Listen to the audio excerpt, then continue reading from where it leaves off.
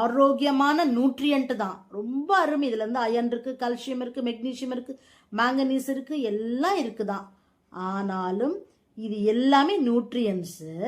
இது அற்புதமான ஒரு ஆன்டி ஆக்சிடென்ட் இருந்தாலும் இதுக்கு மேல இருக்கக்கூடிய இந்த தோல் வெளியில போகல அப்படின்னு சொன்னா, அந்த தோல்ல இருக்கக்கூடிய ஃபைட்டிக் ஆசிடும் ஆக்சலேட்டும் 8 மணி நேரம் ஊற வச்சு வெளியில போகல அப்படின்னு சொன்னா இது ஒரு ஆன்டி நியூட்ரியன்ட் வேல்யூ உள்ளது. ஸோ அப்ப ஆன்டி நியூட்ரியன் என்ன? சத்து எதிர் சத்து. அப்ப சத்துக்கு எதிராக வேலை செய்யக்கூடிய வேலையை இது செய்யும். இதை முதல்ல நன்றாக தெரிந்து கொள்ளணும்.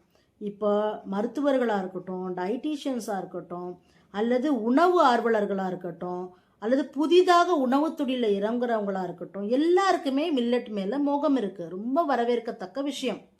ஆனால் இந்த மில்லட் ஆனது இந்த ஹிஸ்ட்ரி மூலமாக நம்ம என்ன தெரிஞ்சுக்கிறோம்? தண்ணி இல்லாத இடங்களில் வளருது, தன்னை பாதுகாத்துக்குது. தன்னை பாதுகாத்துக்கிறதுக்காக அதனுடைய ரசாயனங்களில் அது வச்சிருக்கு. அந்த ரசாயனத்துக்கு பேர் தான் நம்ம ஃபைட்டிக் ஆசிட் ஆக்சலேட்டுன்னு சொல்கிறோம்.